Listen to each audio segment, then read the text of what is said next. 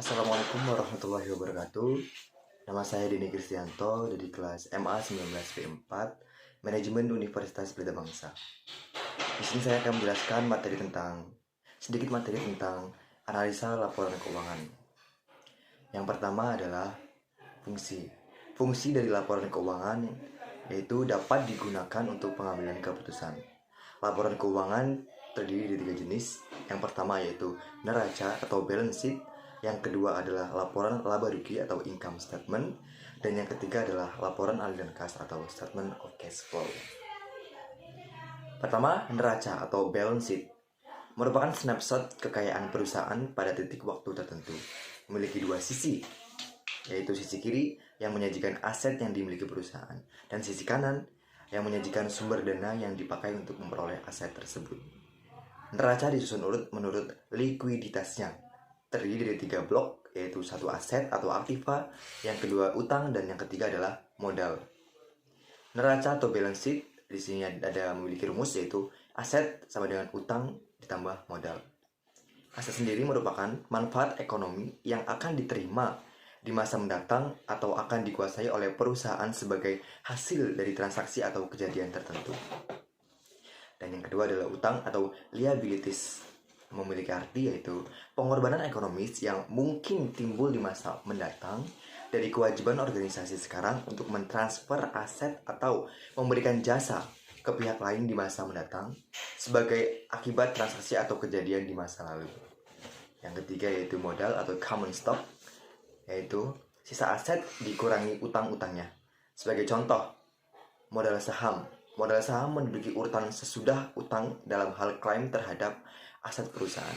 Dan perlu diingat bahwa neraca akan dicatat berdasarkan harga perolehan, bukan nilai pasarnya. Berikutnya yaitu laporan laba rugi atau income statement.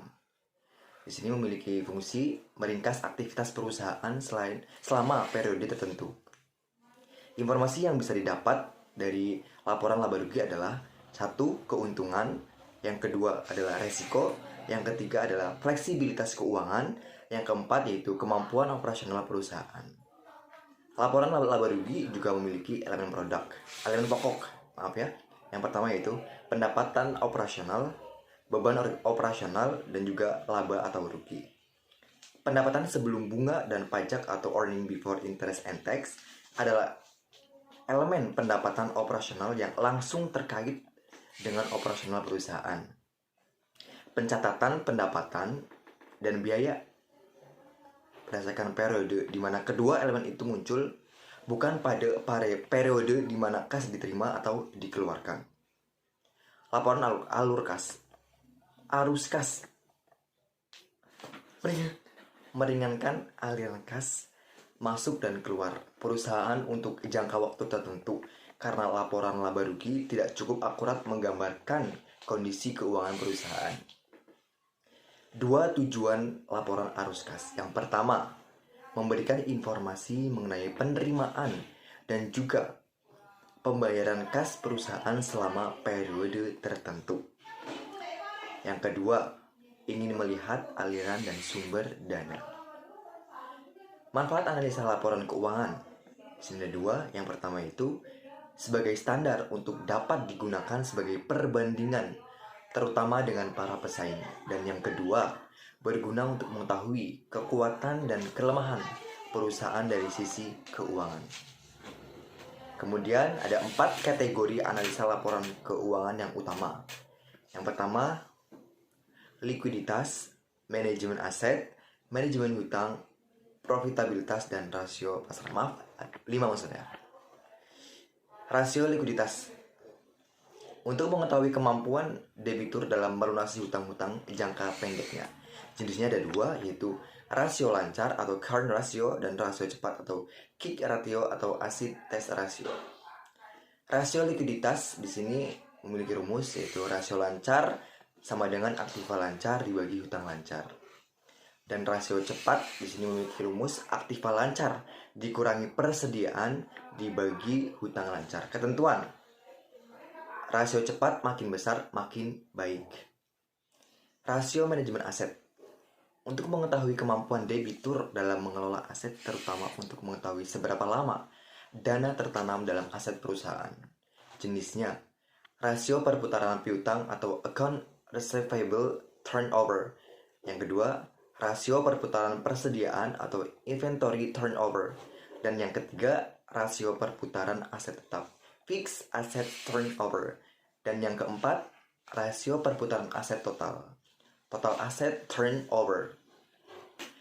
Rasio perputaran piutang atau ANR2 digunakan untuk mengetahui beberapa kali dalam satu periode piutang akan berputar kembali menjadi kas. Ketentuannya, semakin cepat maka akan semakin baik. Rasio perputaran piutang memiliki rumus penjualan dibagi piutang. Rata-rata umur piutang 365 hari dibagi perputaran piutang. Berikutnya, rasio perputaran persediaan atau ITO digunakan untuk mengetahui seberapa cepat persediaan perubahan menjadi kas. Ketentuannya, makin cepat maka akan semakin baik. ITO memiliki rumus HPPA bagi persediaan. Rata-rata umur persediaan 365 dibagi ITO. Rasio perputaran aset tetap atau FATO digunakan untuk mengetahui kemampuan perusahaan atau usaha dalam menghasilkan penjualan berdasarkan aktiva yang dimilikinya. Ketentuannya, semakin cepat maka semakin baik. FATO memiliki rumus penjualan dibagi aset tetap. Rasio perputaran aset total, TATO, untuk mengetahui kemampuan perusahaan atau usaha dalam menghasilkan penjualan berdasarkan aktiva yang dimilikinya. Ketentuannya, makin cepat makin baik. TATO memiliki rumus penjualan dibagi aset total. Mungkin itu saja yang dapat saya sampaikan untuk materi kali ini. Segala kekurangan dan kesalahan saya mohon maaf yang sebesar-besarnya. Terima kasih dan assalamualaikum warahmatullahi wabarakatuh. Ada pencet. Betul.